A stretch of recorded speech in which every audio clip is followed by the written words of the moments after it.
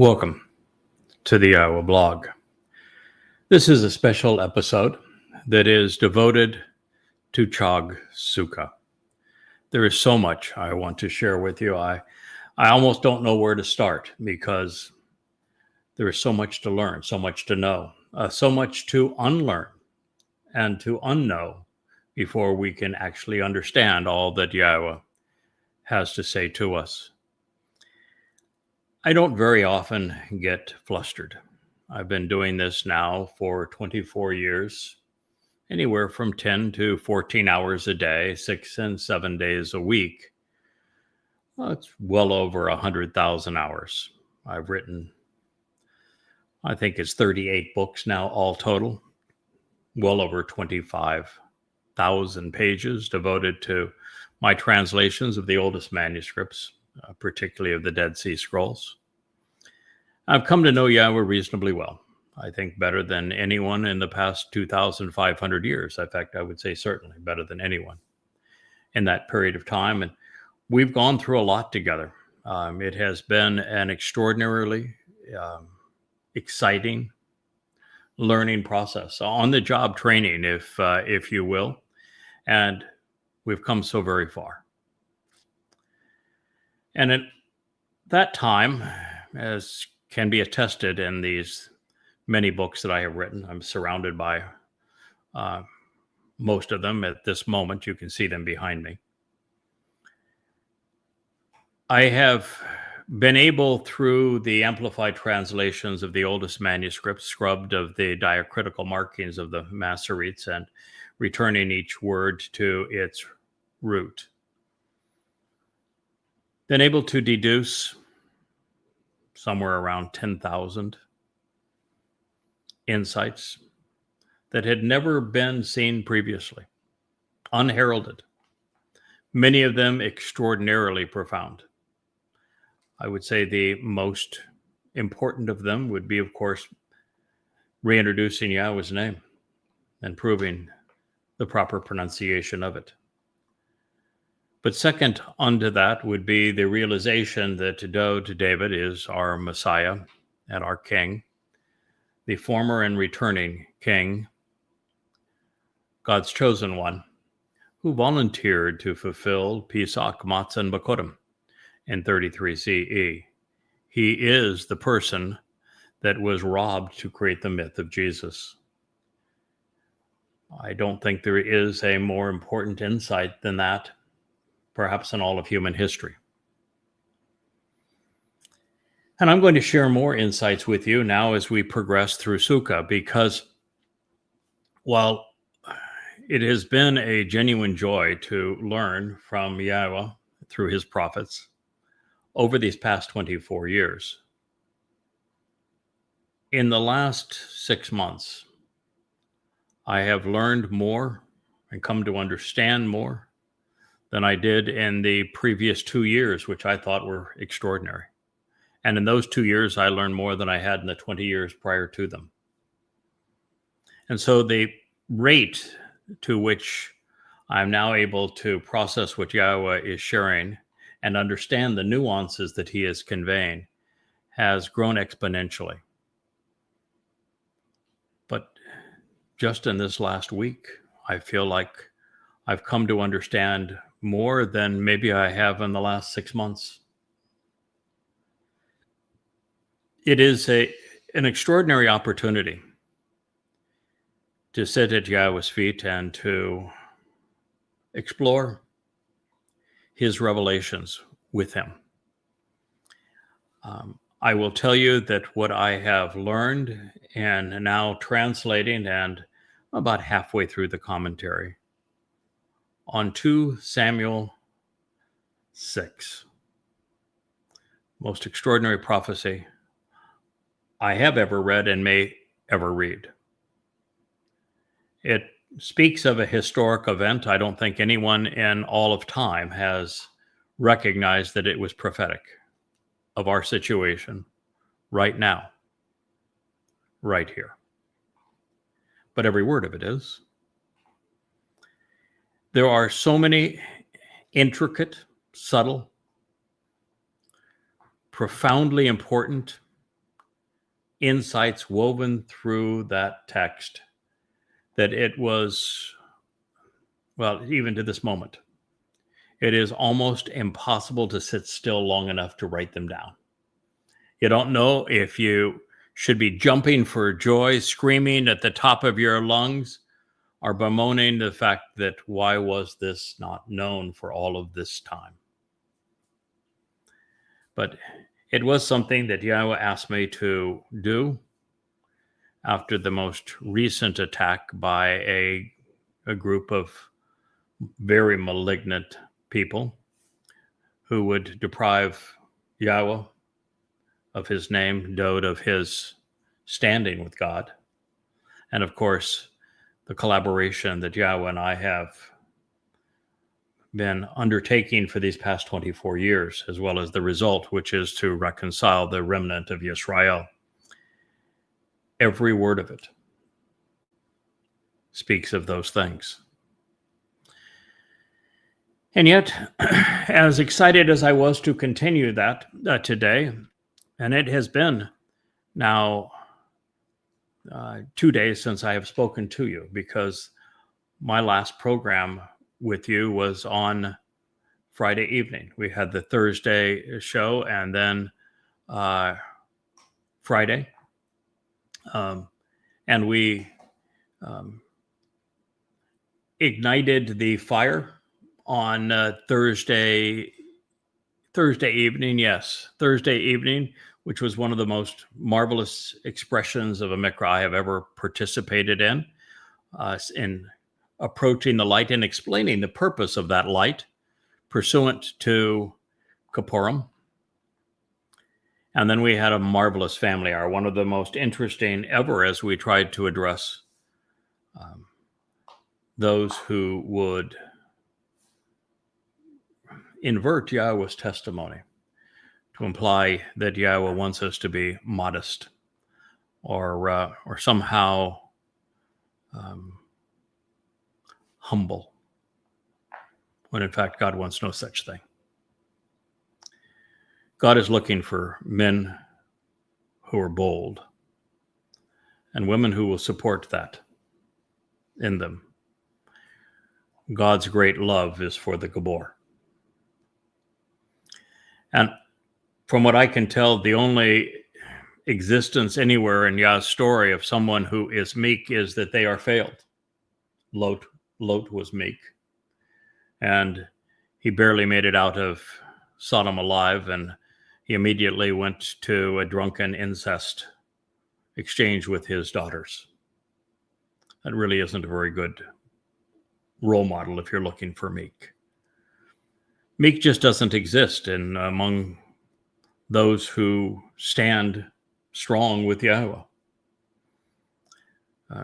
It is translated incorrectly that Moshe and I think it's the 11th or the 12th chapter, not 12th chapter of Devarim, not Devarim, but Bamidbar, Numbers, that Moshe was somehow the most humble of men, when it actually uses a na to say that Moshe was the most responsive of men. And as we pursued that, it was so invigorating to know that Yahweh was very clear in describing his interactions with Dode, because he said Dode is not only his chosen one, but his reasons for choosing Dode were clearly his own and were contrary to the way that humans prefer to choose people. And then we hear so much about God talking about the boldness, the courage, the Gabor of his beloved son, that this was exceedingly reassuring. And I spent the weekend, as many of you know who follow me on X and on Facebook, translating 2 Samuel 6, somehow oblivious to the fact that it's the preamble to the single most important prophecy of my life, the one that brought us together. That is found in 2 Samuel 7. It's the story of homes, who builds them, who lives in them, and of Yahweh's commitment to Dod's return as king of forevermore. And what most don't realize is that the episode in the 6th chapter of 2 Samuel is simply the prelude to that. It's what qualified Dod for that respite. Because Dod had perhaps the worst moment of his life in that previous chapter, followed by the most glorious, all pursuant to bringing the Ark of the Covenant toward Jerusalem, and finally realizing that Obed-Edom, this one who serves from Edom, the man from Edom, would be the one who would assist in getting that ark repositioned where it belongs. And that he is the one who will save many because he is the Adam of Perah. They are one and the same. And that is why the whole episode pivots on a bull, a bakar, taking on the guilt and rendering unindebted the remnant of Israel. That is the story, and Dod did not understand it, even though it was presented very clearly throughout the Torah over and over again on the role that bull would play in God's plans. But Dod missed it, and he had a meltdown, and he got very angry at God, just like Moshe, the great prophet, had previously, as he gave up and said horrible things to God because the children of Israel were so difficult. But the story of how Yahweh caused Dod to recognize the truth, and how he caused Dod to recognize he had made a terrible mistake, and then encouraged him to correct that mistake, and how Dod recovered from that. It set up one of the most beautiful scenes ever, and probably the single greatest retort in the history of comeback lines. And one that was written prophetically to an event that I will compare it to when we go over that material here in the next few days, perhaps. But all of that, and Dod's mistake and his recovery from that mistake in such glorious fashion, is what set up this great tribute to Dod in 2 Samuel 7. And I thought, wow, okay, I have just been given the great honor of being the first person to ever understand and properly convey the prophetic nature of, and being able to explain the events in 2 Samuel 6, which are so profoundly important to Israel.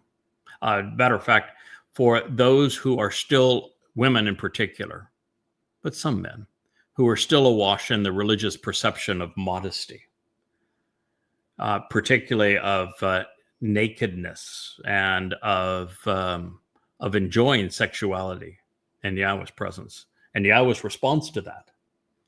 It is one of the most profoundly important statements ever made, because Dod's retort to a woman who did besmirch him for his nudity is just the best ever. In fact, even Yahweh says, "That away, kid. I'm proud of my boy." That was really good.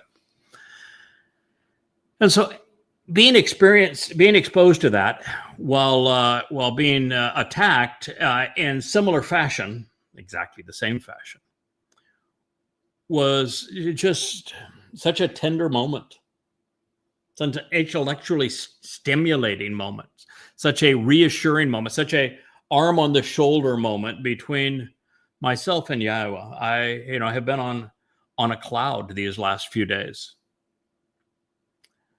And yet this morning blew all that away. I'm just going to, before I go into the celebration of Sukah, I want to share some profound insights with you that are all relevant to it. First, there are 3 Chag Miqra. 3. The 7 Mowed Miqra fit into those 3. It is Chag Matzah, which includes Pesach, Matzah, and Bikurim, but the focus is on Matzah, not Pesach. Chag Matzah, Chag Shabuah, and then Chag Sukah. So what does that mean? That means that Teruah and Kippurim are incorporated into Sukah, and that the reason that Teruah and Kippurim exist is to enable Sukah. Now that means that this decision that I made, well, I guess now about a year ago, that Shabuah had to be the one harvest stand all on its own. And well, I was absolutely right, and Doe enabled it by his thoughts and Bikurim, because Shabuah is a Bikurim harvest. It absolutely stands alone 7 years prior to the fulfillment of Chag Sukah. That means that it will be celebrated in 2 phases on the 22nd of May, 2026, with the beginning of the time of Israel's troubles. And then on the 11th of June, also a Shabbat in 2027, which will comprise the harvest. That with every passing day, I'm convinced, will be smaller and smaller, more and more elite, exactly as Yahweh wants it. Because my job, as I understand it, is not to increase the size of the harvest, but to be judicial regarding who benefits from it. Now, this also means that Teruah has to be fulfilled in conjunction with Sukah in year 6,000 Yah, which is 2033, year 6,000 Yah, 8 years from now. It also means that the purpose of Teruah is to enable Kippurim, which is for the sole benefit of Sukah. That's profound, and we're going to talk more about what all of that means. The second thing I want to share with you is that the religious practice of building tents and sleeping for 7 or 8 days in those tents is religious nonsense. You heard me correctly. There is no tent associated with Sukah. An OL, which is a tent, is actually only associated with Pesach. You heard that correctly. On Pesach, the morning after Pesach, we are to appear before Yahweh, showing him that we benefited from, we understood, we took advantage of this extension of life so that he has our attention and that we celebrate matzah appropriately. And so it's after we have done that we can go back into our homes. And the home there is a OL. It's the only mention of an OL in association with the 7 Mowed Miqra. That means the religious observance of Sukah, with their 4 species and their etrog and their building tents. It's religious nonsense. Now, the next part of this that I want to explain is also profound. The verbal root of Sukah, Sukkoth sometimes is how it's pronounced, but it's Sukah, is sakak. Verbal root's not hard to find. It's not questionable. It's absolutely, that is the verbal root. That verbal root means to cover, to protect, and to wall in. I'm in a room in my home. This is perfectly defined by Sukah. It has a covering. It is protected from the elements. It is enclosed. It has walls. That is what Sukah, the root of Sukah, says. Now, are you aware of another word that conveys exactly that same thing? Covered, walled in, and protected. How about Gan Eden? Gan is based on the verbal root ganan. Ganan means to be covered, to be walled in, and to be protected. Sukah and Gan are equivalent. Sukah is not about living in a tent and being more exposed to the elements. It is exactly the opposite of that. It is all about living with God, protected by Him as He returns us to the Gan Eden. That is our final destination, where we live together with Him, covered and protected, defended. It's a powerful insight, is it not?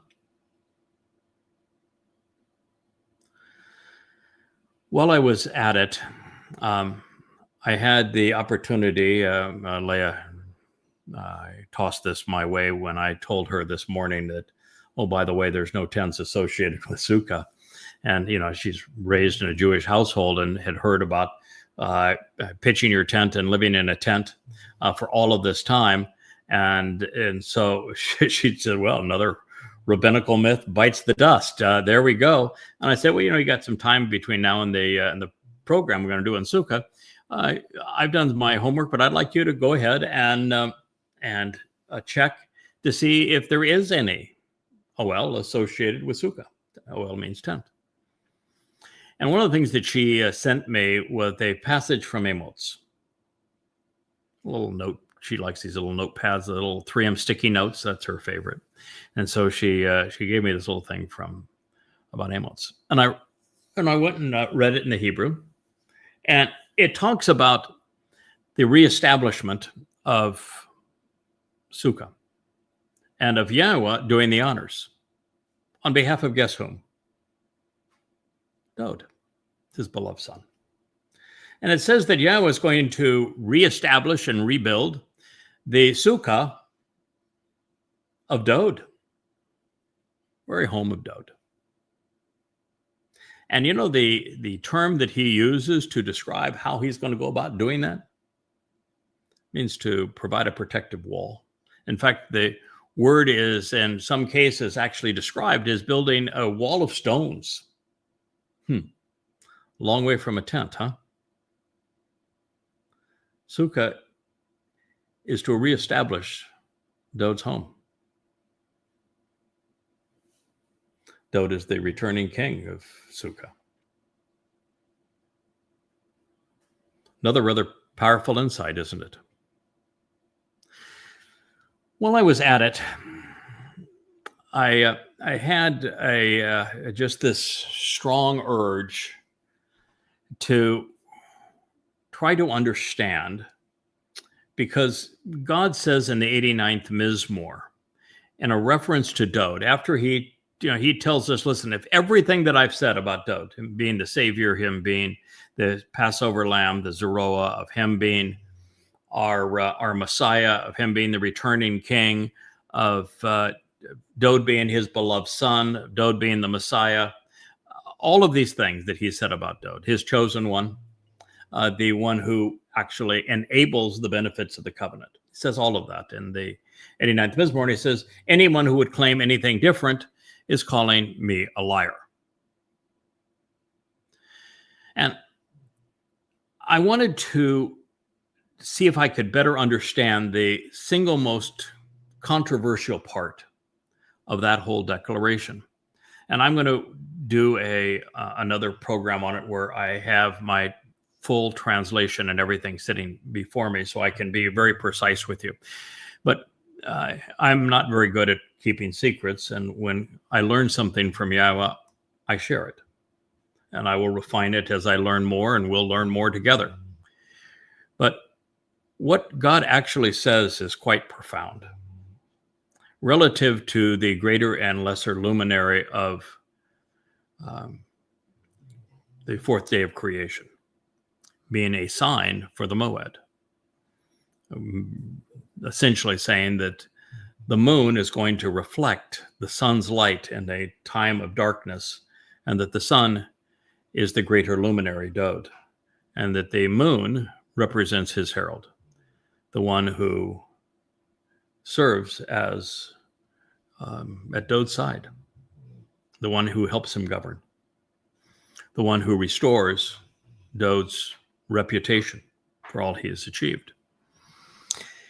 And so as I was reading this, because it talks about the fact that Dode's place of honor, his kese, his throne, but his seat of honor, his place of honor, will be as brilliant as the sun and God's presence. And it also says that he will be Elyon, which means he will be the very influence of God in our world. It doesn't say that he will be God. It says he will be Elyon, which is all things pertaining to the hand of God. And that his position of power, his seat of honor, will be as the sun in Yahowah's presence. Then it goes right on to a statement about the moon, that lesser luminary, the one that reflects the sun's light. And it says that the moon will be fashioned and formed, literally established forever. Well, that always struck me as so uncomfortable, because I'm just still trying to get your mind to wrap around this idea that Dode's seat of honor, his position with God, is as brilliant as the sun. I mean, that sounds like hyperbole. That just sounds like way over the top. But that's how important Dode's role is in our lives and God's plans. I mean, to be called Elyon, all things pertaining to the hand and influence of God, I mean, that's extraordinary. But then that was one thing. I understand Dode is God's chosen one, that Dode is God's beloved son, that Dode is our savior who fulfilled Pesach, Matzah, and Bakorim, that Dode is the chosen king, that Dode is the one who enabled the benefits of the covenant, that he is the living embodiment of the covenant. I understand that Dode is our shepherd. I understand that Dode had the spirit of Yahowah come upon him and never leave him. I understand that Dode was this great prophet, a man of great Gabor, and that Yahowah loved him like none other. And even for God, that's setting the bar way, way, way high. But then it's followed by saying the moon is fashioned and formed and will exist, established forever. But how can that be? Every time I read that, I said it's not possible, because this universe has a drop dead date on it. This universe will not exist forever. It has an expiration. It has an expiration date. Mm-hmm. And so the moon cannot exist forever. If the moon is that object up there in the sky that reflects the sun's light in this darkness of the time that we're in now, it cannot exist forever. It will fail. The whole universe is winding down. It's not spinning up. Now that means that just as Dode exists forever, so does the one who represents him. But what it says next is just mind-boggling, and I was dealing with it, and the call to do the show occurred, and so I left it, and I'm going to return to it. But the word that follows, which is the moon in the sky. And it said, come on, the moon in the sky. Come on, what are you talking about? Word doesn't mean sky. The word speaks of annihilation, of utter destruction, of extermination. You see, it is the moon's job at this time to exterminate those who would relegate Dowd to anything other than God's beloved Son, our Savior, the one who fulfilled Pesach, Matzah, and Miqra, enabling us to live forever, to be perfected in God's eyes, to have our guilt removed so that we can be part of the covenant family. The Dowd is the returning son. And so that lesser luminary's responsibility is to rid the universe, particularly this world, of those who would annul anything that Dowd represents. That's a really sobering thought for a lot of people. Christianity exists for that purpose. Judaism was established because of a failure in this regard. The mommy goddess cult that has been so egregious says that Dowd can't be the Passover lamb. Well, not only does God beg to differ, but my job is to exterminate those who would in any way diminish the brilliance of Dowd's position with God. So those were a lot of things just to stumble into this morning, even before we began this presentation of Sukah. And the reason that I came to see these things is because we've learned so much in these past 6 months that I really just want to refresh my understanding of what God said about certain things. So Rich walked into my study this morning and said, I assume that you want to do a program on Sukah. And I said, yes, I do. So let's, because he likes to bring up the text. And I said, I'm not sure the text is going to help us a lot here, but I want to read together. We're going to read through the text of what we're going to share over these next few days regarding Sukah. And as I read through it, it was like the blinders have just come off, like the lights were all turned on, like the sun was reflecting against the moon with all of its might. You're in for a real treat as we go through this process, because this is the uncomfortable part, but I want to share it.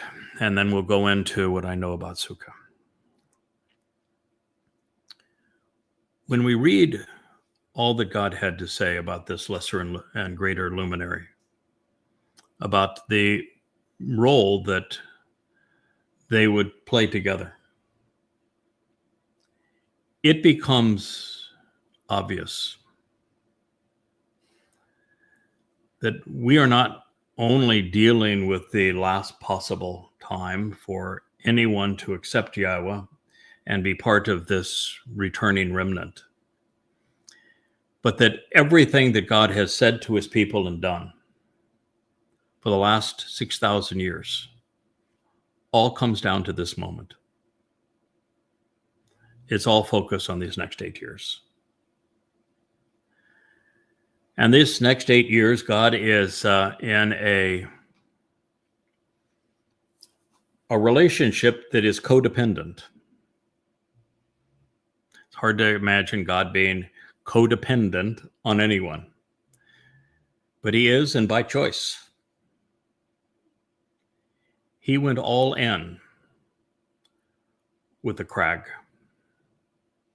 with a fellow who would write under the name of Yada. And he decided that we would work together. He would teach me what I needed to know, and that I had the fortitude, the determination, the character, indeed, even the love for him and his people and his beloved son to see it through. But I'm here to tell you,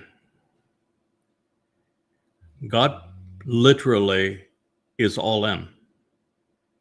Not only is there no one to stand in this breach, should I wake up tomorrow and say, I don't want to do this anymore. There's no time to bring another along. We're out of time. And we're out of barren women too. Yeah. So this is it. This is God's putting himself exactly as he was when he went all in with Moshe. When Moshe said, God, I want you to kill me. I can't do this anymore. No one can do this. I hate this job. And you've been exceedingly mean to me to put me in this situation. Poor Moshe. God didn't give up on him. He told Moshe, I've got a couple of guys. Don't worry. You get them to the promised land. I'll take it from there. I got a couple of guys. Dode gave up too. Dode had to have numerous times in his life a come to daddy meeting. And a bit of a timeout too. He had a bit of a timeout.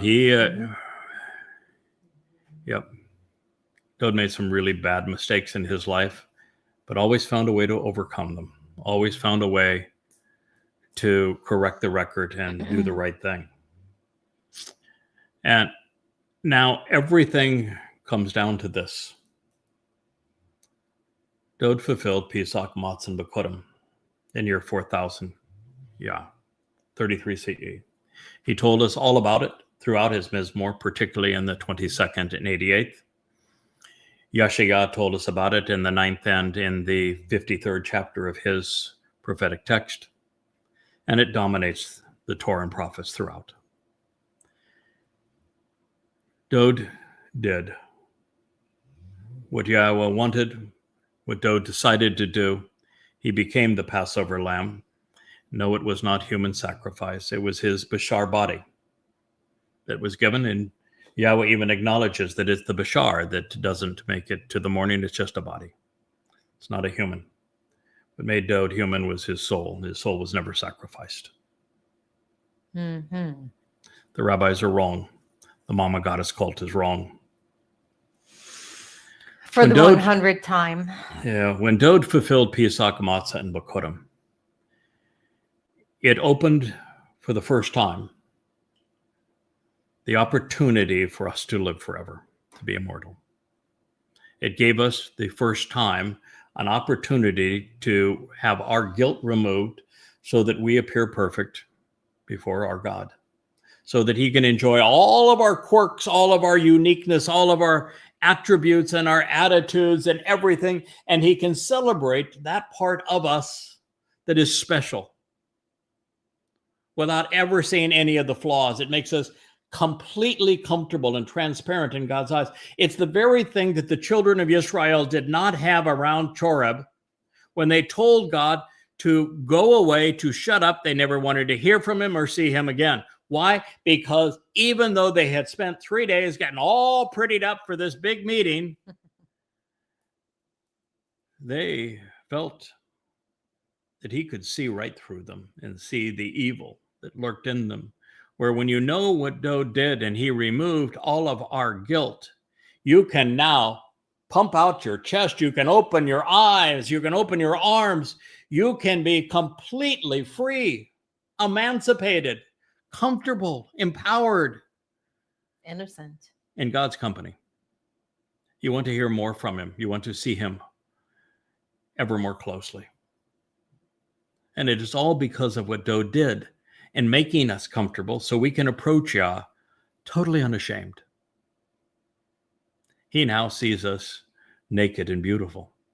Well, no modesty? No modesty at all. No modesty at all. And so that is the most profound moment in human history when Dode did those things to enable the Bekurim, firstborn children, which is now celebrated here on Shavuot with a Bekurim harvest, which puts us in position to celebrate the final Chag, this Chag Sukah, with the integration of Teruah and Kippurim, enabling Sukah. where we are protected and covered and allowed to live completely free with God. You see, the reason that there was no clothing in Eden, and the reason that no one felt any shame or discomfort without any covering in Eden, is that God provided it. Something to think about, isn't it? Whatever you choose to wear is or not wear is insignificant. If you are covenant, then you are comfortable in what God's provided. You feel very comfortable exposed to him. All right, so we have Leah here now with us. We're going to begin our review of Sukah, but that's one amazing introduction to it, isn't it? So before we move on, those claiming that my husband is a bully and that he doesn't have the authority. Mm-hmm. Well, read it and weep, babes. It is true. I am a bully by design. By Yes, design, you it's are. exactly the character and Mess attitude. with the bull, get the horns, ladies. You know, no, I tell you what, the Yahweh is explicit all the way back when he is initiating the covenant with Abraham. It's all about a ram, a bull, and a goat. and a ram. A goat. 3 animals with attitude. 3 animals you don't want to mess with. 3 animals that will protect their own. But the one that is most feared by men is of a course. bull. The bull. Yes. Revered and feared. Yeah, the bull was the character that Yahweh chose in the end. And he is explicit about the nature of this bull. And one of the things that was really interesting to this morning, too, as I was canvassing all that we can know about Sukah. We probably won't get to it on this program, but we will on the second or third episode of Sukah. You remember that passage that I've shared probably on Yahowah𐤄𐤅 radio because it was so long ago about how the cow knows its creator, but not the ass. It's not a cow. Nope. It's a sower. It's an observant bull. The observant bull that is compassionate enough to do the right thing is the one who has come to know our Creator. Why? Because he represents our Creator. And what's his job? He's going to kick a lot of ass out of the way. The ass probably most representing Islam. Well, not only Islam, but we have a lot of people that are acting like stubborn, stupid, mules, aggressive, belligerent jackasses. Okay. And so it's to boot all of them out of the way. You see, that's one of the things that was just so obvious. And now understanding this relationship between the greater and lesser luminary. The greater luminary shines during the day. The lesser luminary illuminates the darkness. And it is in the darkness which evil lurks. And so his job is to be the great eradicator. He is the exterminator. His job is to make certain that those who do not belong in Eden on our return, those who do not belong as part of the Shabuah or Teruah ingatherings, you're not getting in, are not there. It's a good thing you have a nuclear wife. She can help you in that way. So here we go. And Yahweh spoke to Moshe. Wasn't Hashem. Wasn't Jesus. It wasn't the Lord. Certainly wasn't Allah. Wasn't Adonai. It wasn't G-D. It wasn't how glorious is he. It was Yahweh. And Yahweh's first and foremost job, as it says throughout the Torah, prophets, and Psalms, and particularly in those passages that are explicitly referencing the job that has been assigned our collaboration. The first and foremost thing that I have done is to reintroduce Yahweh's name. It is Yahweh. That is an accurate presentation of the name of Elohah, God, as guided by his Torah instructions regarding his Haya existence, pursuant to our shalom, reconciliation. If you were to take those words and look at the pronunciation of the Yod, the He, and the Wah, you will know how to pronounce Yahweh's name. I love it when you do that. And Yahweh spoke to Moshe. What does the name Moshe mean? One who draws out. One who draws out. What is he drawing people away from?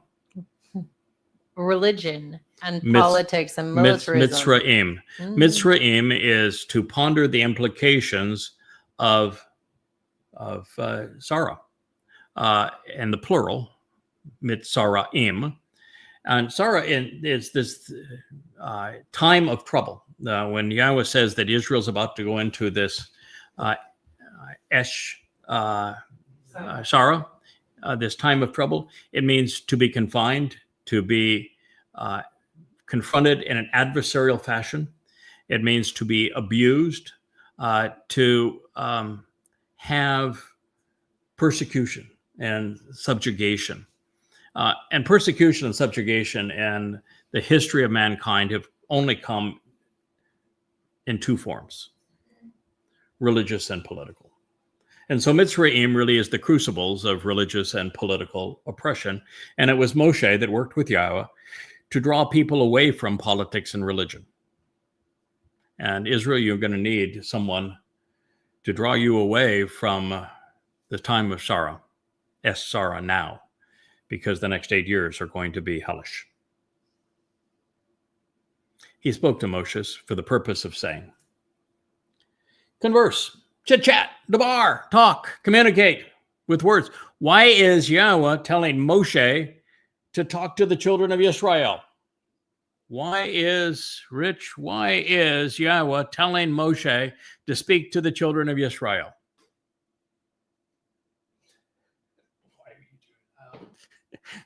Poor Rich, he's so wrapped up in all of the various feeds for this show and looking at our internet connections and the vocal range and everything else.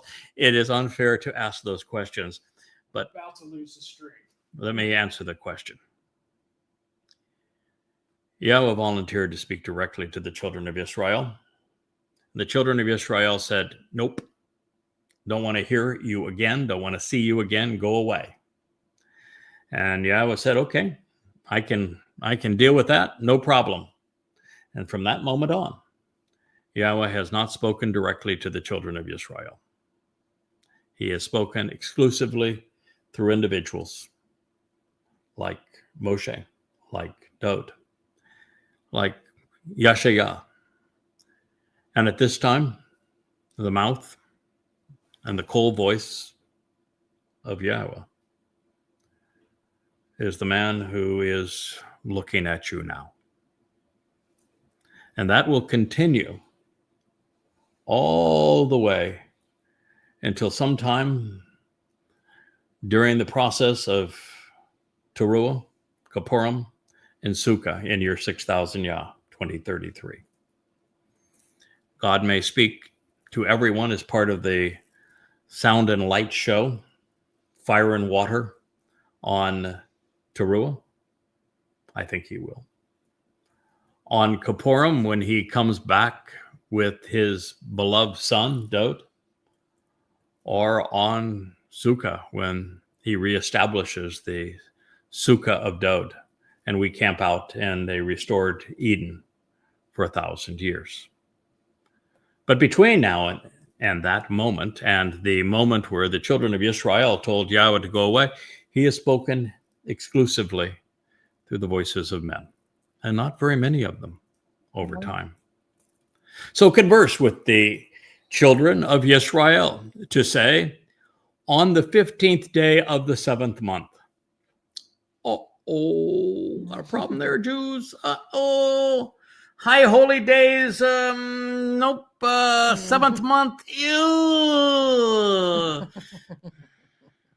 Your rabbis must have lied to you when they said that it was Rosh Hashanah and you accepted the Babylonian New Year and you start your calendar off in the 7th month by making it the first month.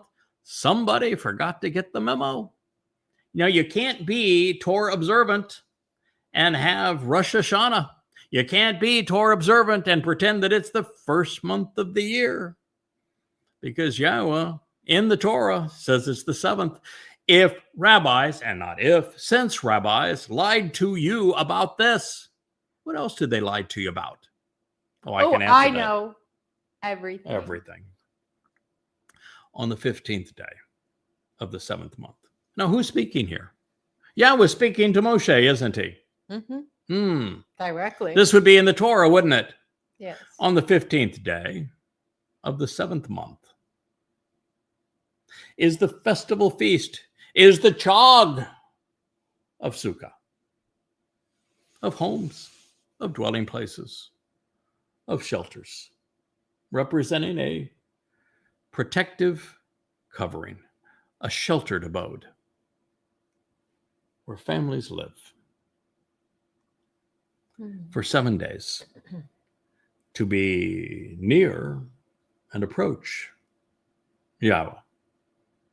Oh, I got a question though. Do you think they have shopping malls anywhere close where you could pick up some clothes, some Gucci, some Prada, something like that? Do you think? And during Sukah, Yeah. the 1,000-year celebration, the purpose. You think there's like a shopping mall close where you have to get clothes? Okay, no. Listen, I do think during the 1,000-year, I disagree with you. I think for the 1,000-year celebration of Sukah, the Goyim will provide the infrastructure and the work, and that the earth is going to have, no religion, no politics, and no conspiracy, and no militaries. The earth will still have structure. I think it will still have homes. I think it will still have electricity and roads and things of that nature. So actually, I think, yes, there will be stores. I don't know what the currency will be or how Yahweh is going to handle that. He didn't need to tell us that. I don't need to know that. But yes, I do think that there will be that opportunity. That isn't the message. No. The message is that Sukah is about a protective covering. Gan, as in Gan Eden, is about a protective covering. Sure is. If you have Yahweh's protective covering, clothes are irrelevant. True. That's what it means. And that's essential. Sukah is about entering Yahweh's protective covering. There's the witness program. We've talked about how the witness protection program.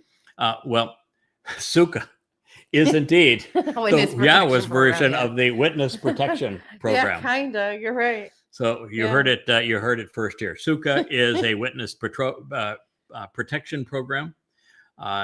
Sukah is the covering.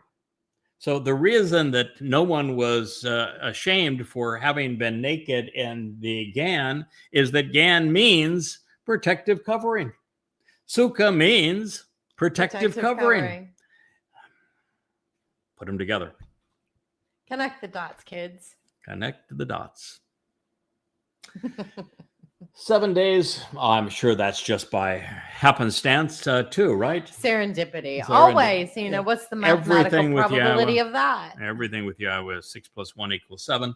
Yeah. And the ultimate fulfillment of Sukah is the first day of the 7th millennia. That's right. 6,000 years exactly.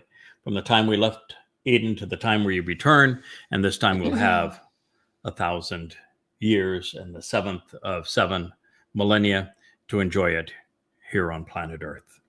7-7. That is Korah called out. Shouldn't be called Leviticus 23:34.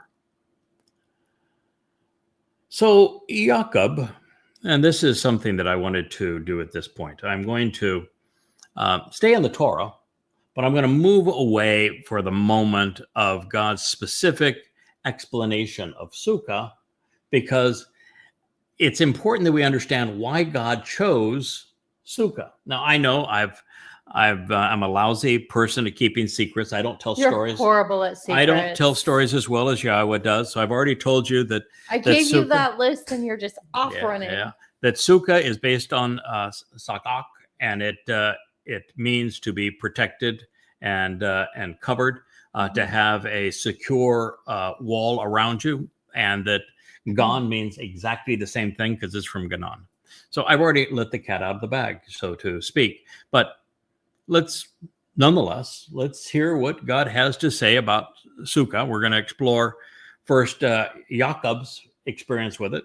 Then we're also going to explore the children of Yisrael, because both of them had during the Exodus, both of them had an experience in Sukah. And then we're going to hear what my beloved buddy, Isaiah, had to say about Sukah, because they all had some very profound insights. So before we move on, is Amos going to make it in there at all? Pardon? Is And I've already spilled the beans on Amos. Oh, okay. Okay. So you got to be quick, Leo. So I was working. So Jacob, reward or consequence. Jacob means my stance. I grabbed the heel. It's been crudely transliterated in the last couple of hundred years since the 17th century as Jacob, from Akab, to receive a benefit or suffer a penalty for circumventing or overreaching, digging in by being stubborn, or embedding one's heels to be steadfast. Jacob was whose brother? He was a twin, matter of fact. Yes, he was. That would be Esau. Esau. Okay. And Esau is today known as what? Edom. Yes, Edom. And so the guy that brings the broken family back together, he is whom? The man of Edom. I'm beginning to see a connection here. Okay. So Jacob, reward or consequence? I'll go for the reward. Was led to Sukkoth, the tabernacle of protection, if you want, from Sukah. And this is really important. Sukkoth and Sukah is from Sukah. And the K's in it represent Koth, which is an open hand, a protective open hand, particularly the recess of the palm of an open hand, where you would give somebody a lovely gift. And there's two of them. So you got two lovely outstretched hands. Double portion. A double portion. He was led to Sukkoth, and he built for himself a home, a house. He built Bana for himself, a Bayeth. He built for himself a what? A house. A house, a home. Imagine. Okay, but what double portion, right? And then he made a sukkah for his possessions. The sukkah was to cover his possessions. He was living in a house. Much preferable. So, pretty good clue there that you are better protected from the elements. You have a more secure roof or covering over your head, more secure walls. In this case, they are concrete made of stone. And because we live in Hurricane Alley, that this is, and we have these glass things here that we call windows. And you know what they keep out? The rain. The rain, the elements, and the mosquitoes. Yeah. And if we were to go outside and live in a tent now, we would, for 8 days, the likelihood of us getting a mosquito-borne disease. What are you talking about? You know the centipedes we have here? I've been traumatized by Sukah. Yes. God is not asking us. I had one this long run across our plate. Rather than exposing us to the elements, Sukah is about protecting us from the elements. Yeah.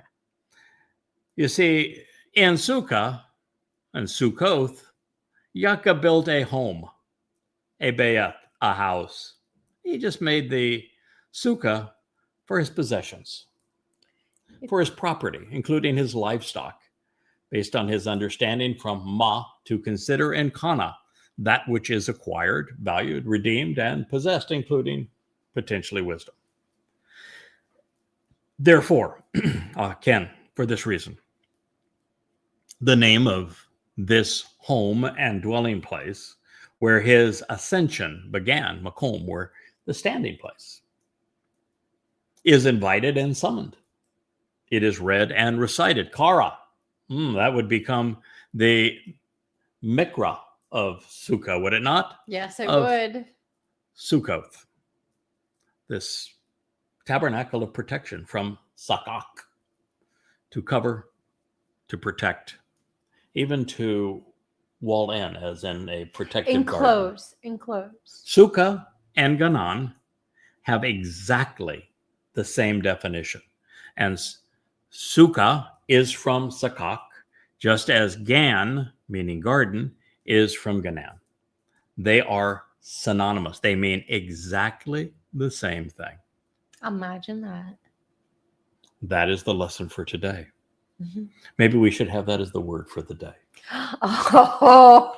Hey, I think, speaking of word for the day, since we had a crash and burn on the word for the day person trying to impose modesty and direct contradiction of God's testimony, and has gone firmly into the mother goddess cult, where hopefully they feel very comfortable.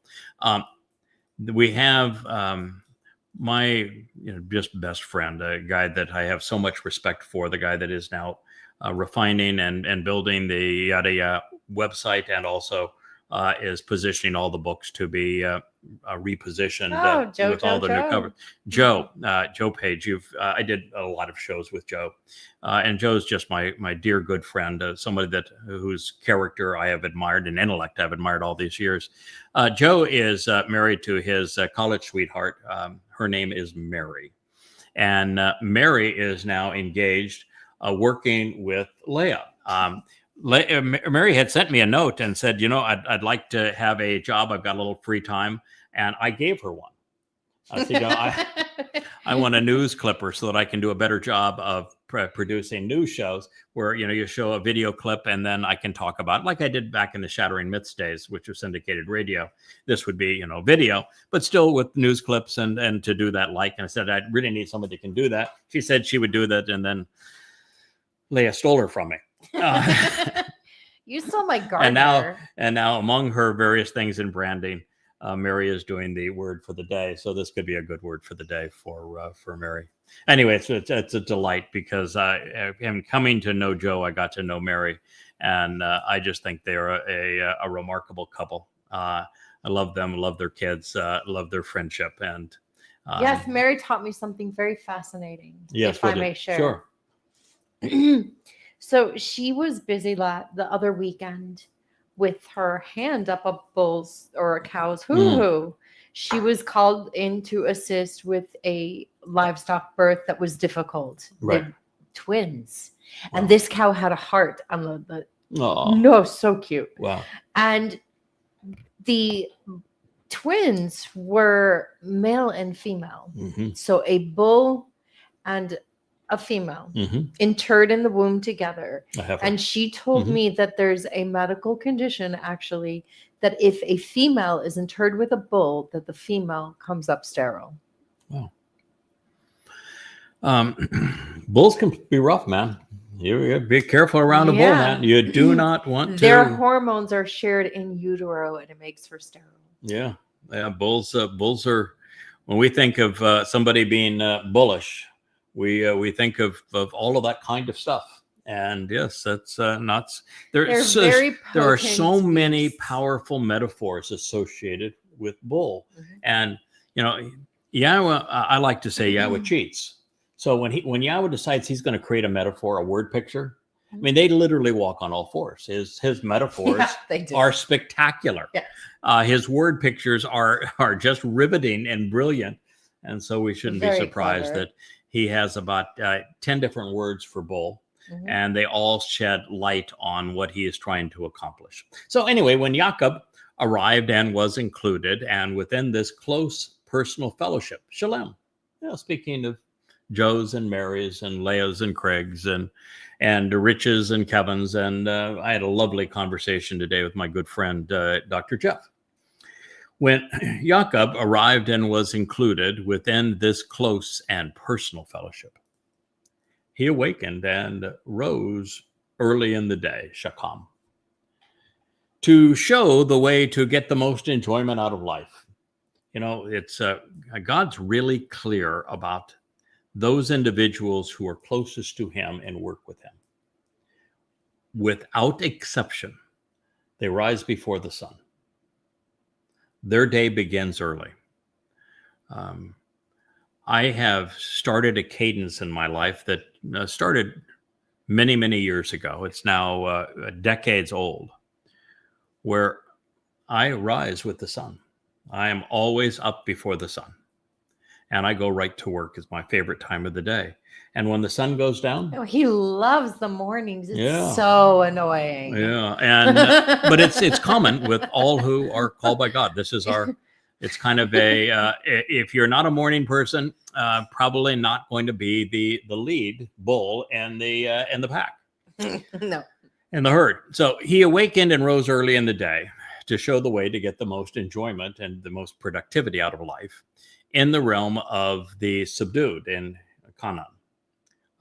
Which means the politically and religiously subjugated and controlled, as he came from having been delivered and elevated. So he camped out, having been treated mercifully. He established a dwelling along with the presence of the awakened and arisen. So there's a community of covenant, if you will. There, this is Bereshith in the beginning, 33:18. The religious and political oppressors. This would be Mitzrayim, were intensely resolute with people. Now, this is aren't they always? In this case, we're moving now to Shemoth, Exodus 12:33. And so, even the Yatzah. So now that we've covered what Yaakov, so what I'm doing here is I'm just passing over all of the written commentary and analysis that I did long ago for this material, and just going from statement to statement. So sometimes you need a little transition to introduce it. So that was the presentation of Sukah from Yaakov, and therefore the first mention of it. And so we learned a lot about what was there. Yaakov was in his home. That's right. The Sukah was from Sukah, and it spoke of a protected and covered place. All right. And that little shanty, that was for his beasts and his merchandise. Yeah, his possessions, that's right. So now we're going to talk about Sukkoth, because there was a Sukkoth that the children of Yisrael entered during the Yatzah very, very early on. And so here's that presentation from Shemoth names, Exodus 12:33 is where we began. The religious and political oppressors, Mitzrayim, the despots and tyrants within the cauldrons of military and economic subjugation, and the authority figures in the place of coercive cruelty. Boy, that is really a Yahweh's view of politics and religion when they are intertwined as they were in Mitzrayim. And what that always came to create throughout all of human history. And you'd have to look far and long to find an exception to this rule. I'm not even aware of an exception to this rule, which is that the king always elicited the support of the priests, and the priests always formed an alliance with the king, such that they reinforced one another to the exclusion of all others. And the priest said, yep, he's ordained by God to rule. And the king said, yep, that's the only religion. And so religion and politics have always been intertwined. And the birthplace of that would probably be in Babylon. But there is, more to it than that, because the result of intertwining those two things is you have a hierarchy where the king has free will, the priests support him, and then the military works underneath them.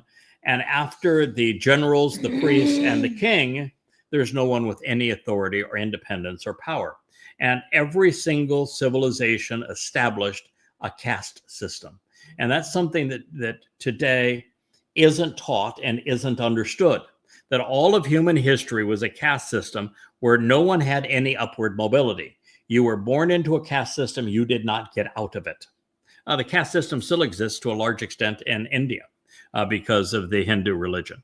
But the caste system locked people into places where everyone in society was abused and used by the king who used the priests and the generals to impose that caste system so that everyone served the single man. So that is the history of humanity. Slaves were simply the bottom of that caste system, but no one had any freedom. So the religious and political oppressors were intensely resolute with the people and hurriedly sent them out of the region, for they said, we will all die. So after the last of the plagues, which was Passover, where the firstborn of the Pharaoh died, and we know that Thutmose, the great's son, was killed at this time, and it's duly recorded that he was, at that point, and having lost the firstborn of every household, as well as the firstborn among the animals, a firstborn male, they said, okay, enough already. This is over. And I'm sure that the very people of Mitzrayim, what we call Egypt today, told the Pharaoh that we're done here. Get rid of these people. We don't know who their God is. Frankly, we don't care.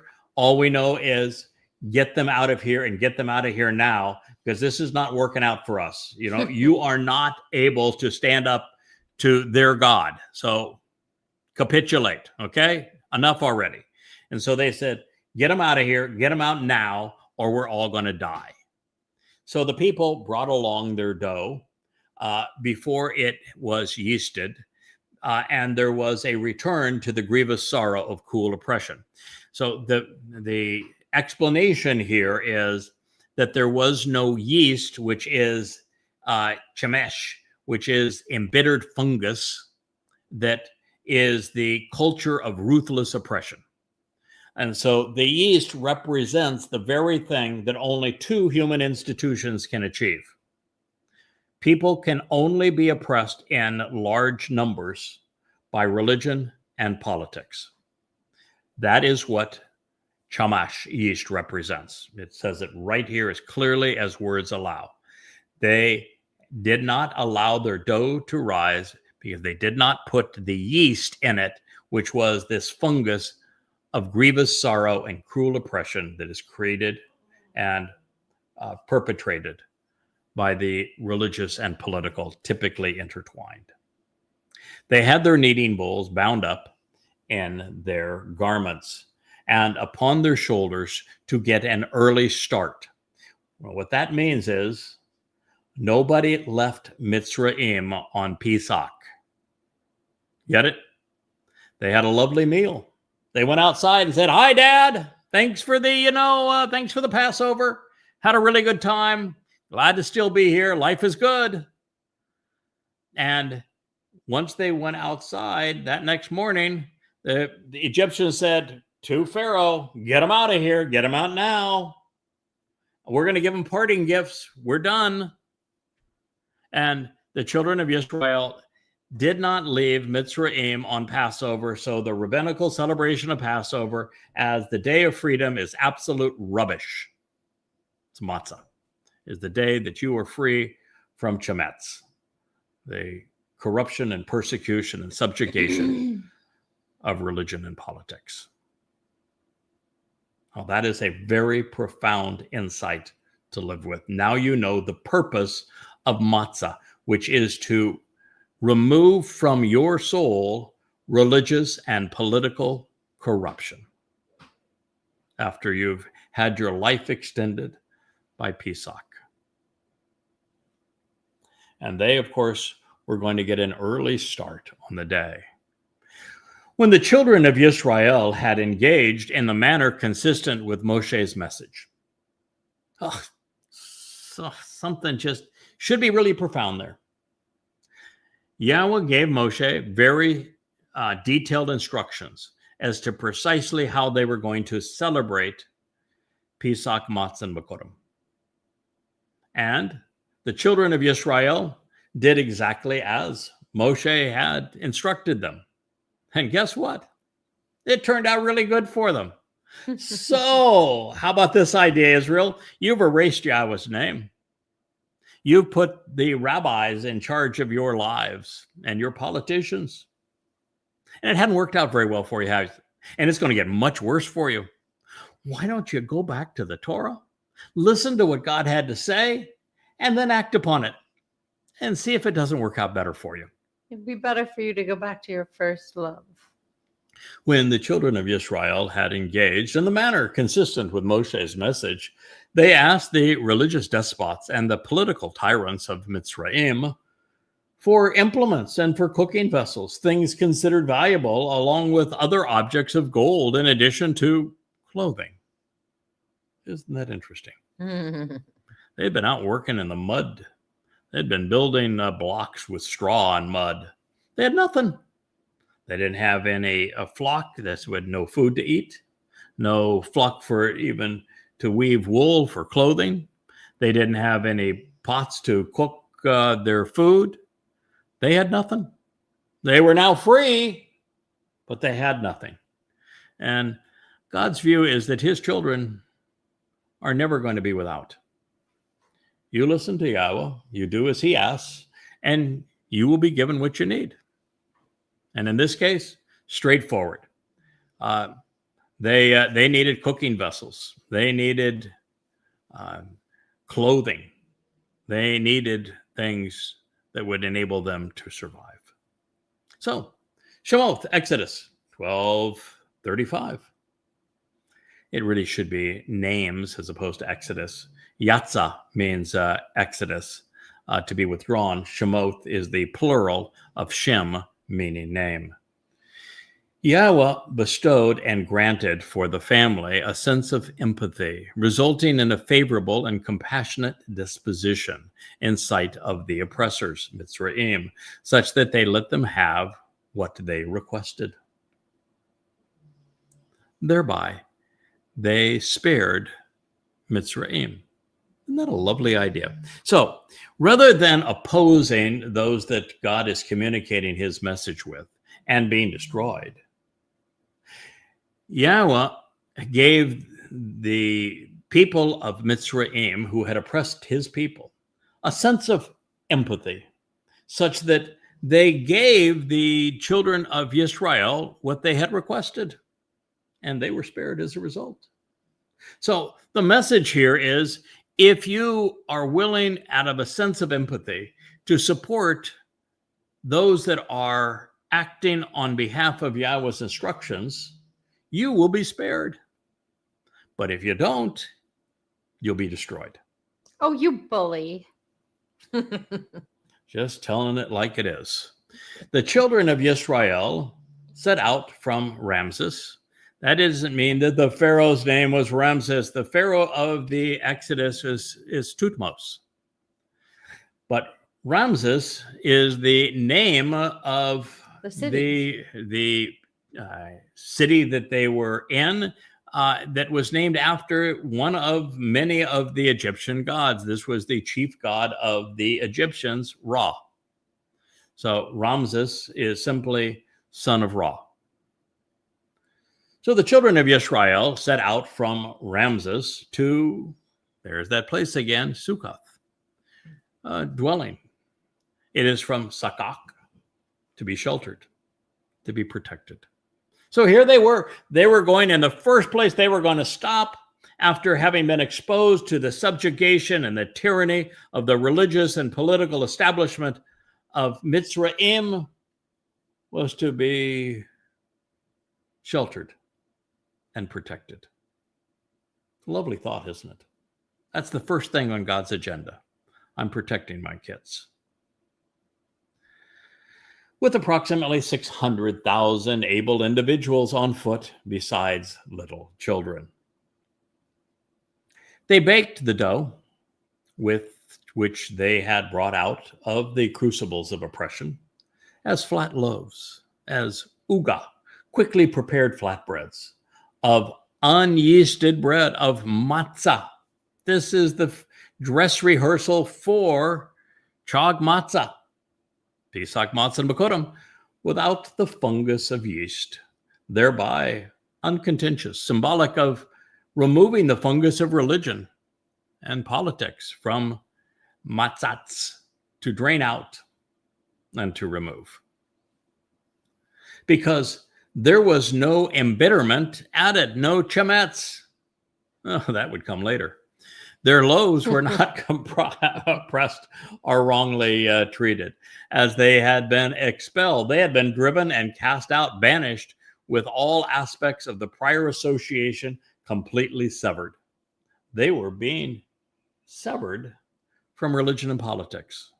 That is the purpose of matzah. Imagine that, Yisrael. From Mitzrayim, the crucibles of political and religious oppression. And they would not have prevailed had they delayed. Ladies and gentlemen, if you're listening to me, whether you are in Europe, the United States, or you're in Israel, I'm not speaking to Muslims. I'm not speaking to those who are overtly religious as Christians. I'm not speaking to MAGAs. I'm not speaking to Marxists. I'm speaking to people whose head is not up their behind. I'm speaking to people who are still capable of being reasonable and rational, who want to be informed and prepared. You're out of time. If you live in America, you need to know that Donald Trump has declared war on you. He's sending in the military against his enemies. And his enemy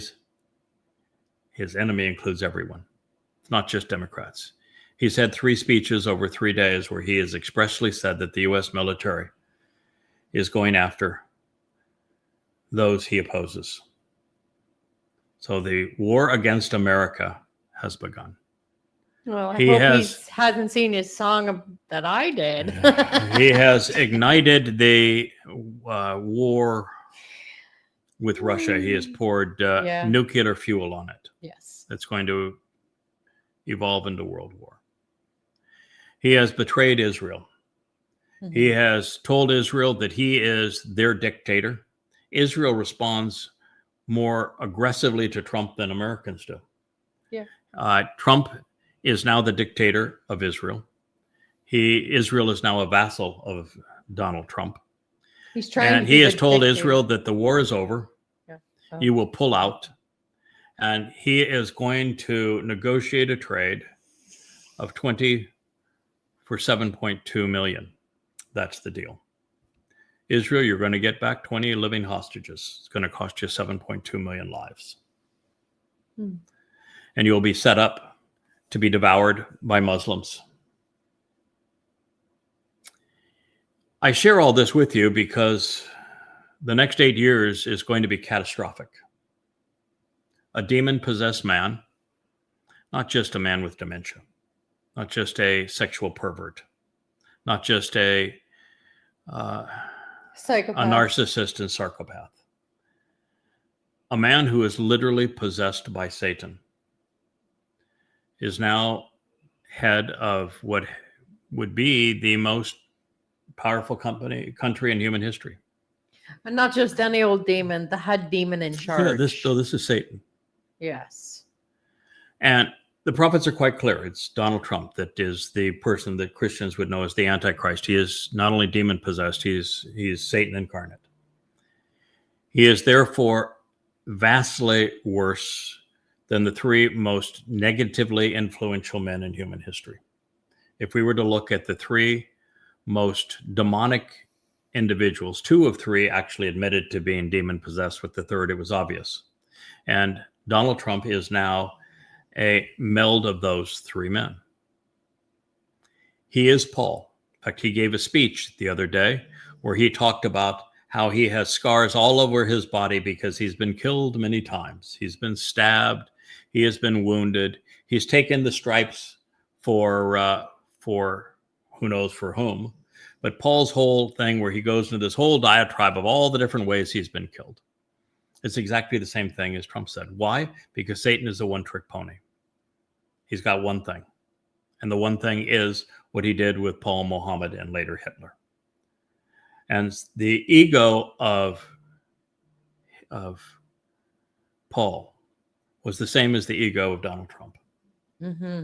Their attack on their enemies is identical. You read Paul's letters, and Paul's ego and his attack on all enemies, which would be everybody other than Paul, is exactly the same as Donald Trump. They are exactly the same. Muhammad, who also, and Paul admitted to being demon-possessed. It's in the last chapter of Corinthians. Muhammad, who admitted to being demon-possessed twice in his life, at the beginning of the first Ramadan when he was beaten to a pulp by a demon. And by the way, Tucker Carlson has admitted to being demon-possessed. It's not telling you something here you shouldn't already know, but he has admitted to being demon-possessed. Yeah, I read that. That was and pretty it is it's why he has gone so rogue against Israel, and now is so supportive of this madman and Donald Trump. He is the devil's advocate. Muhammad was the ultimate sexual pervert. So was Donald Trump. Muhammad appeased everyone by treating women as a commodity. He was a terrorist. He was a warmonger. Muhammad was a confabulator, just like Donald Trump, where there was no correlation between what Muhammad believed and said and reality. Very true. Muhammad and Donald Trump were the same. They're indistinguishable. The third man that Donald Trump is in his trinity of terror has emulated is Adolf Hitler. And I don't say that connection lightly. His same approach using the military as he did the brown shirts and the Gestapo. Hitler wasn't quite as aggressive, saying that I'm going to war and going to use the military against my own people. He did use the brown shirts against opposition, but as he became empowered, he no longer targeted Germans apart from Jews. In the case of Donald Trump, he's saying anybody that disagrees with him is the target of the U.S. military. His ICE agents and the U.S. military are worse than the Gestapo, far worse than the brown shirts. He has visions of grandeur as it relates to the military. Lies about how all wars are won easily by the United States, and that he wants to go to war. He also wants to call for an insurrection that he then can claim that he is conquering, so that we go into martial law and there are no more elections. He is just like Hitler, just worse. So the reason I share all of this with you, and we are on the cusp of economic collapse, not just in Europe, but in the United States, which will result in complete anarchy. And he's pushing Russia every day into what will evolve into nuclear holocaust. And Israel, according to the prophets, 2 out of every 3 Jews are going to die over the next 8 years. We've reached the worst time in human history. I'm sharing this with you because he said they would not have prevailed had they delayed. You won't either. You can either listen to what I'm sharing with you and go to Yahowah𐤄𐤅.com and begin to read and come to understand who Yahweh is, what he's offering, and what he expects in return, or you're not going to survive.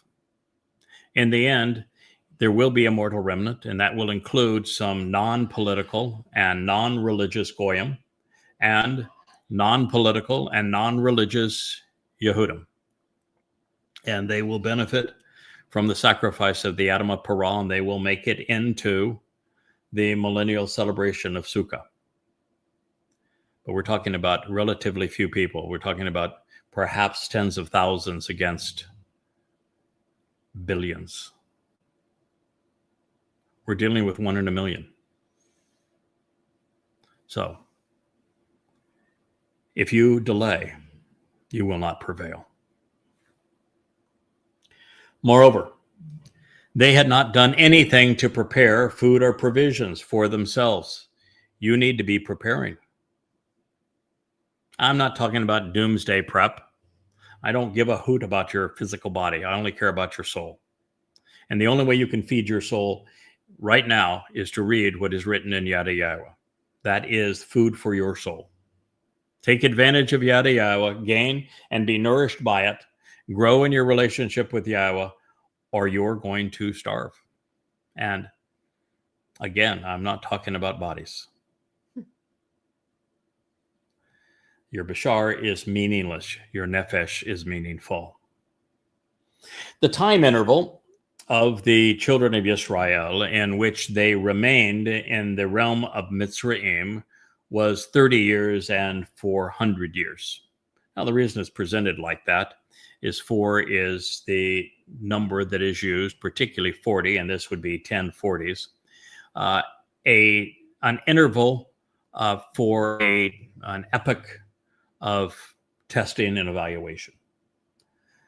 The number that this is brought against to understand God's timeline is 50.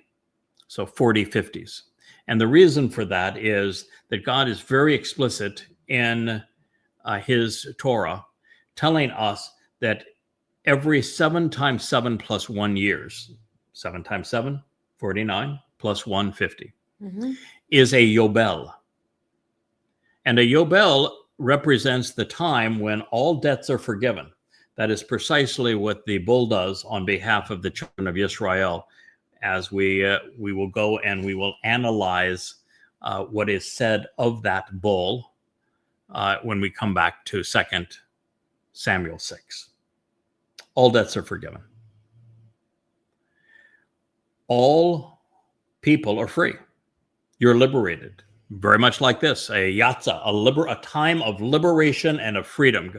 God is not a lord. He does not want obedience. He is not trying to own you or control you. He is trying to liberate you. And the most controlling things in human history have been politics, religion, the caste economic system, and militaries, which is why none of those 4 things will exist going forward in Eden. So the interval was 400 years. A 40 times 50, this time of all debts are forgiven, all people are freed, and you return to the land. And the land is reallocated to the people. That is like returning on Sukah, where you get your share of the earth and then the universe. So 40 times 50, 40 Yobels, is 2,000 years. It was 2,000 years from the time we were booted out of the garden for disregarding God's instructions to the time, and that was 3968 BCE, to the time in 1968 BCE when Abraham and Yishak climbed Mount Moriah, and there was the dress rehearsal for Passover, where father and son were told by our father Yahowah that he would provide the lamb, and that he would spare, therefore, Abraham's beloved son, his only son, because Yahowah would provide his only son, his beloved son, Dod, as the Passover lamb. That was on Mount Moriah in 1968 BCE, 40 Yobel after the Exodus from Eden. 40 Yobel from the moment on Mount Moriah that Abraham and Yishak formed the dress rehearsal for Pesach, and of Dod's fulfillment of it as the Son of God, is 33 CE. 40 times 50, 33 CE. That's your 4,000 Yah.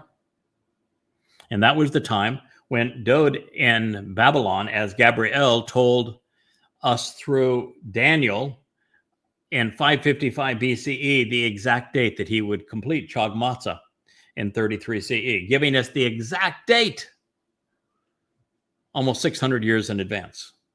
And that's exactly what he did.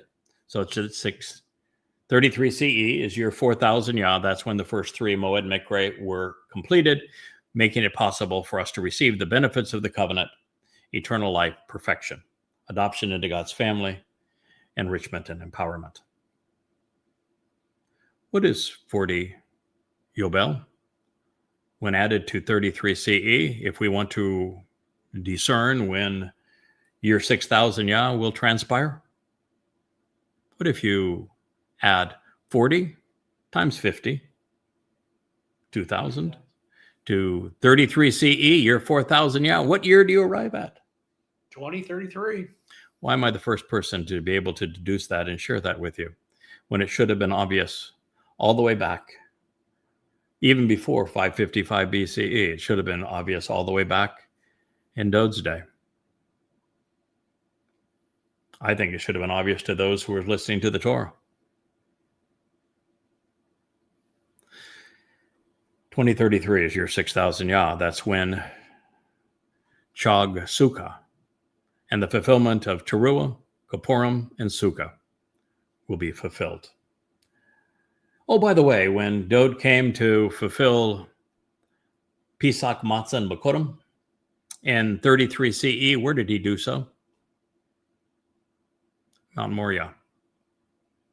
Same place that Abraham had gone.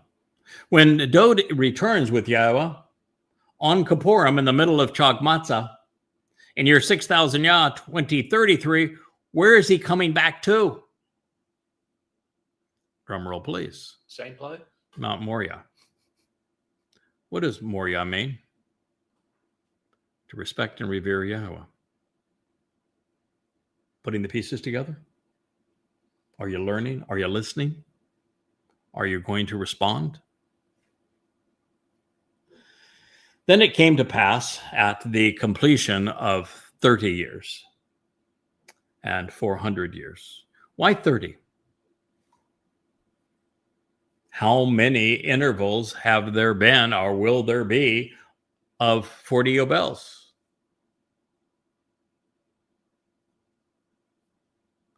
Out of the garden up to the point that Abraham and Yishak enable the benefits of the covenant, or at least provide the narrative that explains how the benefits of the covenant will be provided on Mount Moriah. From 968 BCE, year 0, to year 2000, 1968 BCE, 1. From 1968 BCE, year 2000 Yah, to year 4000 Yah, 33 CE, when Dod would actually fulfill Pesach, Matzah, and Bikurim, enabling the benefits of the covenant just as God had promised. 2.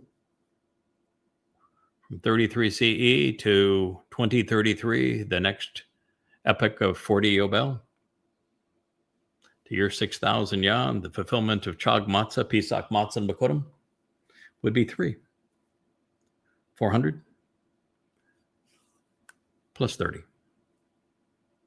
God gave us all the information we needed to put this timeline together, and yet until I shared it, no one understood it. Now, how valuable is that role? Because if you don't know that timeline, you don't know when Shabuah is going to occur. The rabbis are off by 197 years. You don't know when Teruah will transpire. You're clueless about the approach of the time of Israel's troubles. You have no idea when Yahweh and Dod are returning because you don't know what year Yom Kippurim will transpire in. And you have no idea when we're returning to the Gan Eden. And if you have no idea, you're not going to be there. Don't you think that's essential?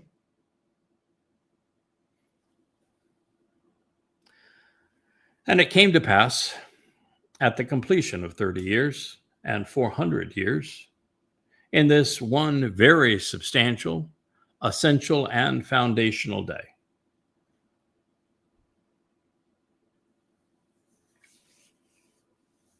I'm just so frustrated by Judaism and Jews believing that the rabbis are right. What day are we talking about here? They have their unyeasted bread. They have just left Mitzrayim. What is this very substantial and essential day? Matzah. Matzah. It isn't Passover, is it? Matzah is the stem, the corporeal, essential, foundational day. And rabbis wouldn't even have you mention it. All matzah is now to them is an ingredient for Passover, which they make a 7-day celebration. But Passover is 1 day, matzah. Chag matzah is 7, of which Passover is just part of. The essential day is matzah.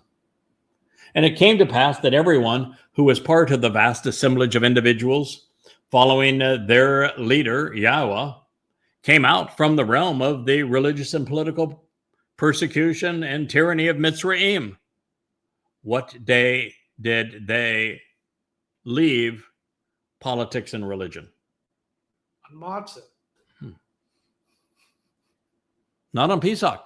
No, they had a meal and a nice, went to sleep. So how can somebody claim to be Torah observant and get that wrong? Exactly. Seriously, how can somebody have that nerve to be Torah observant and get that wrong? And oh, by the way, who was leading them out? Yahweh. And they erased his name from the lives of the Jewish people. You ought to fire all of the rabbis. Disassociate from them. Stop listening to them. Stop rewarding them. Stop enriching them. Stop acknowledging them. Wipe your slate clean of everything that they have misled you about, which is everything they have ever said. It's Yahweh, not Hashem. And the day of freedom was freedom from religion and politics. And it occurred on Matzah. Read it. Shemoth. Exodus 12:41. I don't know how God could have made any of this any clearer to you. And the entire community of eternal witnesses of Yisrael, individuals who engage and endure with God, should, on their own initiative, observe every aspect of it. Every aspect of it. Think about everything I have just shared with you and how utterly distant and different it is than Rabbinic Judaism. Completely the opposite, the absolute antithesis of Christianity.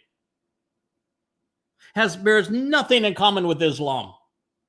And so if you are deceived by Christianity, Judaism, or Islam, you are not doing what Yahweh asked, to shamar every aspect of it. You aren't even benefiting from any part of it. Everything we have just learned says that everything you have ever been told in Judaism, Christianity, and Islam is wrong, including God's name, including the importance of matzah, including what happened on Pesach and what happened on matzah, and what matzah represents, which is leaving religion and politics behind. I don't know how I could ever share anything with you that is that profound. And if a foreigner, living as a guest, congregating together with you. Now, obviously, this didn't happen at that moment. It was the children of Yisrael, the Hebrews, that were the slaves, and they were being released.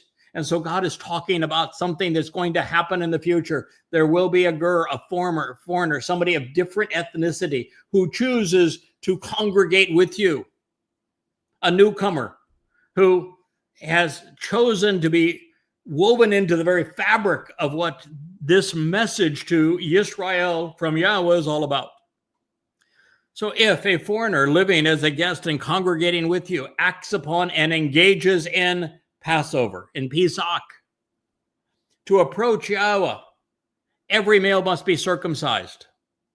Why did he say that? Why is he talking about matzah here? Why did he go back to Pesach and say, you gotta be circumcised, no exceptions?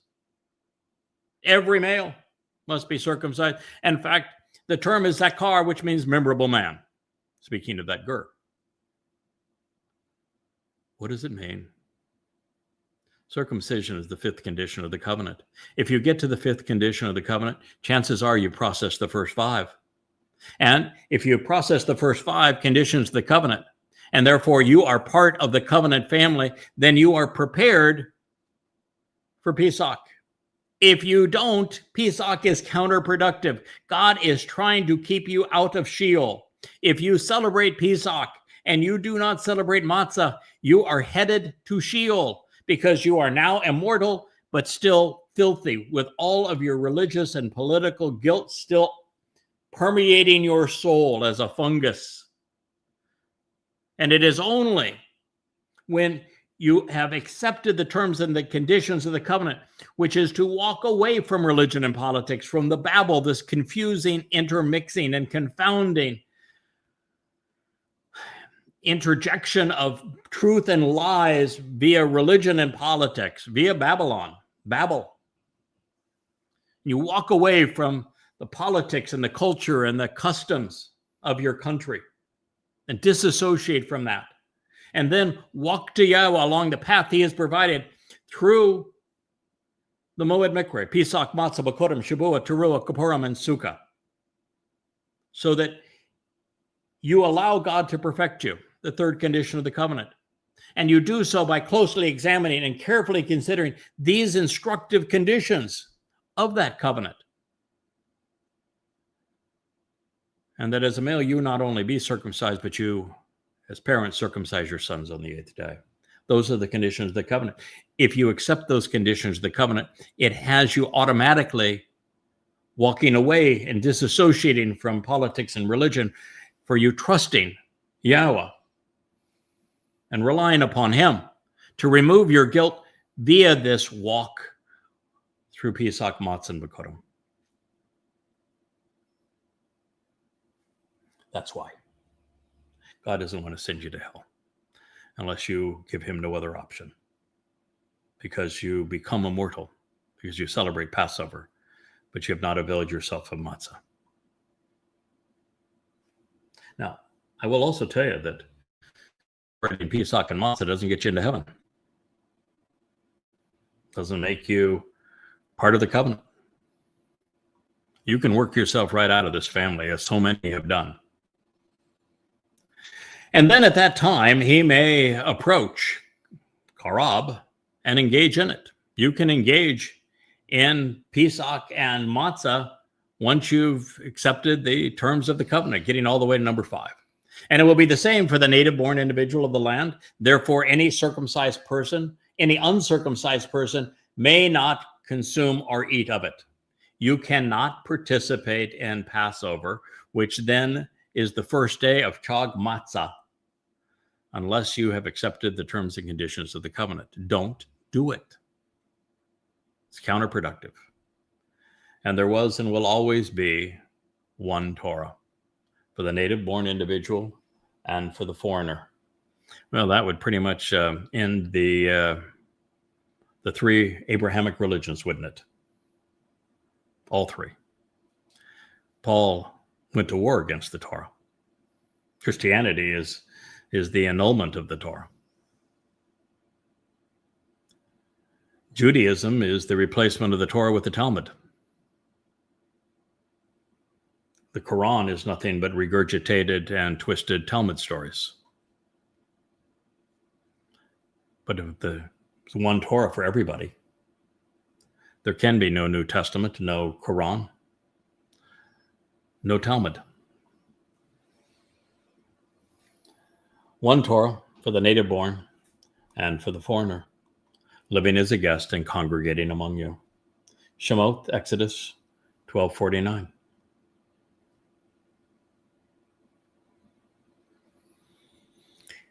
So, I'll conclude with this next statement. But boy, have we ever covered a lot of territory. And I know I've been very bold and frank with you. But that is exactly the role and nature of a bull, is it not? Tell your children about this day. What day are we talking about now? He's made it very clear that he's talking about matzah. He's only gone back to Passover to tell you that don't start down this road unless you are circumcised and you've accepted the terms and conditions of the covenant, which means you walked away from religion and politics. Otherwise, if you're still religious and political, matzah's not going to do you any good. You have to give up religion and politics before it can be purged from you on matzah. That's the message here. And that if you want to understand this, you need to turn to the Torah, no matter who you are, Goyim or Yisrael. So tell your children about this day, saying, for the sake of the participants who benefit from the occasion, Yahowah engaged to do this for me. All of us individually. See, God's not looking for a big crowd. He's looking for a family. He did it for me. If you accept these terms, you respond to them, you are not antagonistic towards his son or his name or his Torah teaching in this regard, his chosen implements, then he did it for you as well. When I came out and was removed from the crucibles of religious and political oppression, which means if you haven't left conspiracy or militarism or the caste economic mentality or religion or politics, you're still there, it's not for you. And since 90% of the world's population is religious, this message is not for them. And since about 80% of the world is political in one way or another, and that these things overlap in about 80% of the world's population, guess what? Most people are excluded twice over.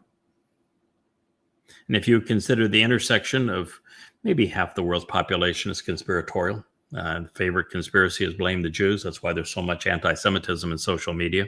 X has become a cesspool of anti-Semitism. So with conspiracy being about 50%, patriotism and related militarism around the world probably at 20 or 30%. People who have a overt affinity for a political party is probably in the 60, 70% of the world.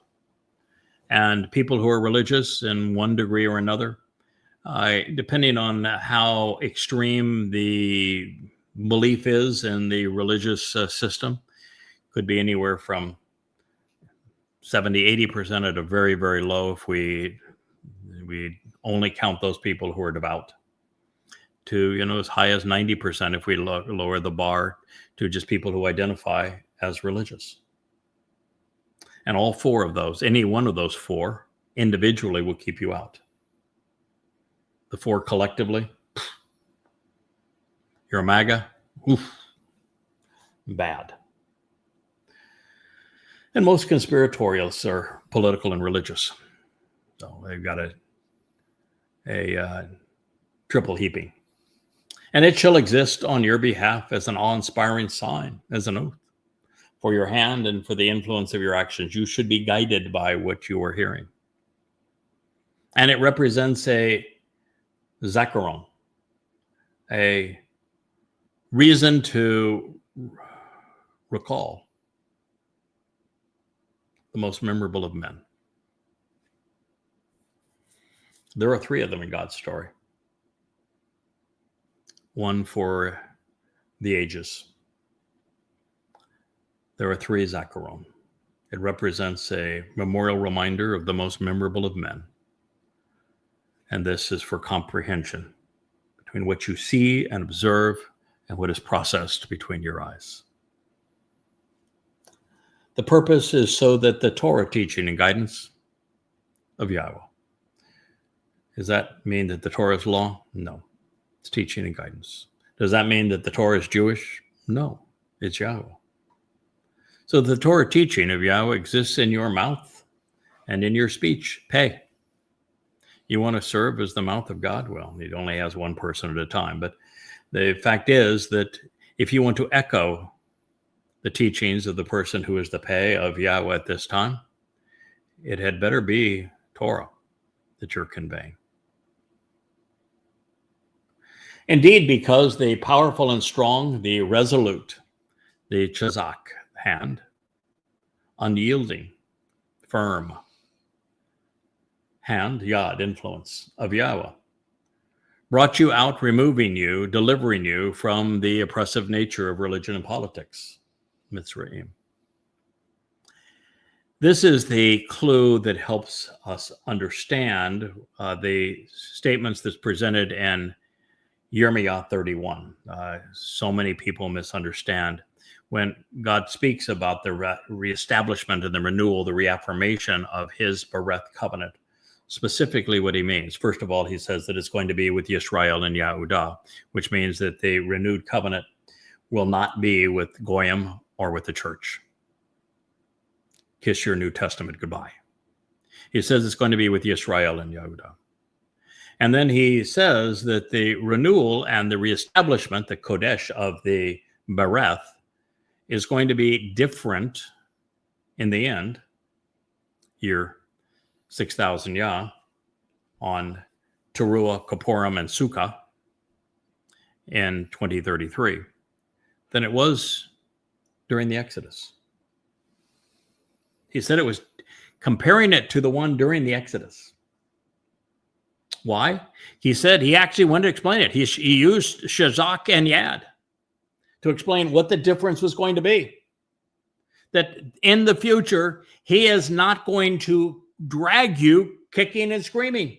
If you're not willing to release religion and politics from your life and remove them from your life, he isn't going to bring you into the millennial celebration of Sukah at all. The children of Israel were dumb as a stone in Mitzrayim. They knew nothing of Yahweh. They knew nothing of the Mowed Miqra. They knew nothing of what Dod was going to accomplish. They knew nothing of the timeline. They knew nothing of the Torah. They didn't know squat. And they were so infused with all the things that were wrong with Mitzrayim, religion and politics, that they, in the caste economic system, that they were absolute horrible belligerents. And so the only way that God could save Israel from Israel, not from, forget about Mitzrayim, that was the easy part. The only way that God could save Israel from Israel was to pull them kicking and screaming by a firm and unrelenting hand. He usurped their free will. He didn't say, you know, I don't have to like it. I don't have to talk directly to you. But I am responsible for dragging you back to the promised land. I made that promise. I'm going to honor that promise. I'm going to drag your sorry asses back to the promised land, even though I have no desire to spend even a moment with you. And he didn't. That's the difference. And then he went one step further. He said that in the restoration of the covenant, not only will he not be dragging people that are religious and political, who are numbskulls, into the celebration of Sukah, but you're going to have to make this decision on your own. You're going to have to expunge religion and politics from your life before this event. He says that the difference will be is that those who are part of this Sukah family and the Sukah celebration, that God himself is going to write a copy of his Torah, teaching, and guidance inside of all of us. Of course, if he writes the Torah inside of all of us, as he has promised, there can be no New Testament, no Gospels, no Zohar, no Talmud, no Quran, no church canon, none of it. It all goes away. When you actually read what God says and you think about it, you have no room for religion. Faith is for fools. Therefore, closely examine, carefully consider and observe Shamar, this clearly communicated written prescription of what you should do in life should you want to live. Sukah, this inscription chiseled in stone regarding the process of being cut into the relationship, drawing near during this eternal witness to the appointed meeting time, Yahowah𐤄𐤅. This is the Mowed of matzah, an eternal witness, restoring testimony, and do so for days upon days, for every day.